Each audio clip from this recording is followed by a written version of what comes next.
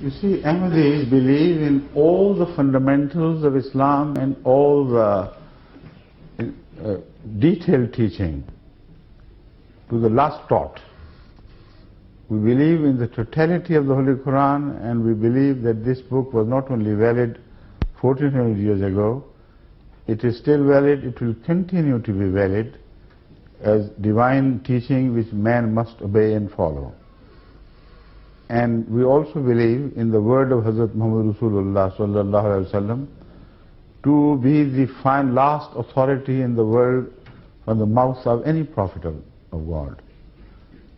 And no prophet can appear after him who could cancel even a jot of what he said. So in this overall setting of our belief, this allegation finds no room whatsoever. If at all we must have been misrepresented by some, perhaps inadvertently, but by some we know positively, intentionally. What we believe is that jihad is a must for every Muslim. No single Muslim can live without jihad. But what is jihad? This is the issue. Is it Islamic Jihad, what they represent it to be, to take up sword on the excuse of religious differences and to murder people for the crime of not agreeing with Islam? If that is jihad, then of course we do not agree with that. Because the Holy Quran doesn't agree with that either. Because Hazrat Muhammad Sallallahu Alaihi Wasallam never murdered people just because of their religious differences.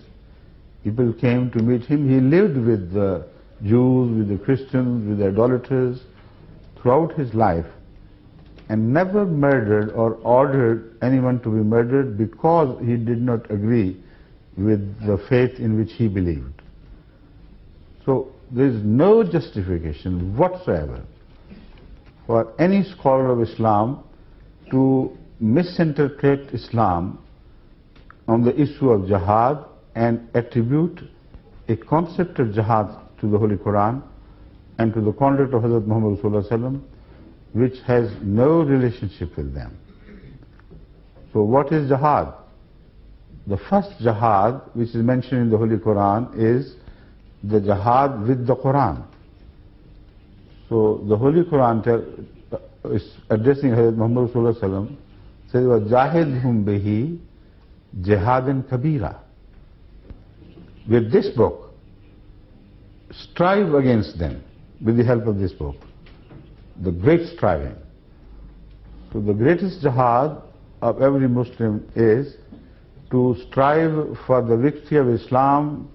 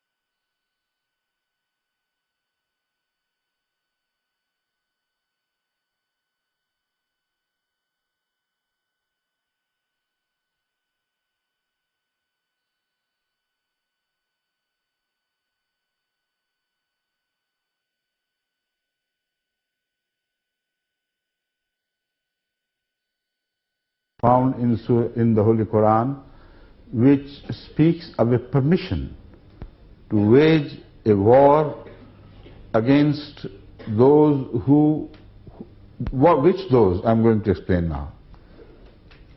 Not against those who disagree with your faith. Not against those who, having heard your message, reject it. Not at all. The words, when you hear, you'll be surprised how they could be misinterpreted by anyone. أذن أعوذ بالله من الشيطان الرجيم بسم الله الرحمن الرحيم أذن للذين يقاتلون بأنهم ظلموا وإن الله على نصرهم لقدير. أذن للذين, permission is granted to those against whom the sword is already raised. Yuqataluna, any Arab can understand the meaning. No one can fail to understand the import of this verse, because a simple injunction expressed in simplest terms.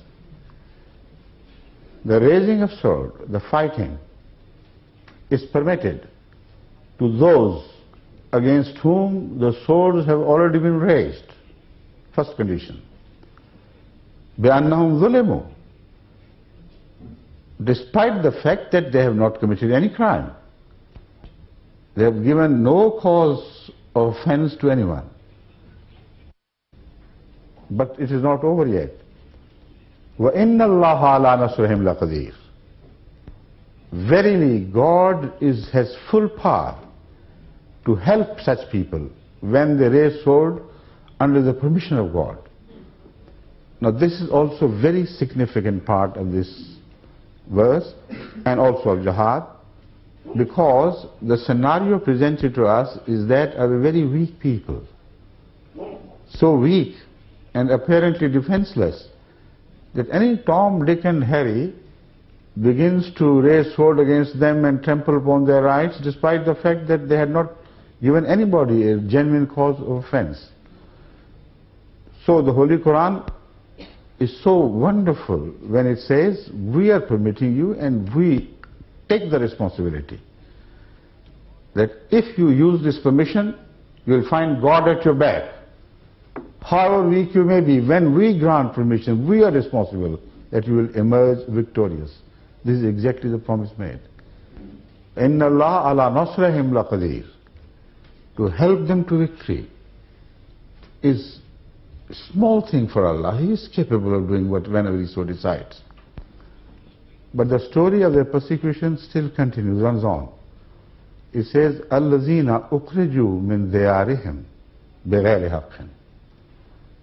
Such innocent people against whom the atrocities have been committed, even to the extent they were turned out of their homes, out of their country, out of their birthplaces. بِغَيْرِ حَقٍّ. Without any right of the people who turned them out. Then the Holy Quran tells us, إِلَّا أَن يَقُولُوا رَبُّنَا اللَّهُ. The only crime they committed was, they said, God is our Lord, the Provident. Allah Rabbuna. And this is the only claim they made which annoyed the opponents to a degree that they started committing all sorts of cruelties against them. And they are not yet satiated, they are not satisfied. Having turned them out of their homes, they are still after them. Now this is in a sort of prophecy, in fact. It says, you have come to Medina, you have been turned out of your homes, but the war is not over against you. The sword will yet be raised. And this time, if they come pursuing you, we permit you to fight back. This was indeed a prophecy of what happened at Badr. And the promise of Allah was kept so beautifully. Being small in number, being weak in other respects, pitched against an army of trained soldiers, the very pick of Mecca, who were 1,000, who were mounted, who had all sorts of equipments, available at that time. And this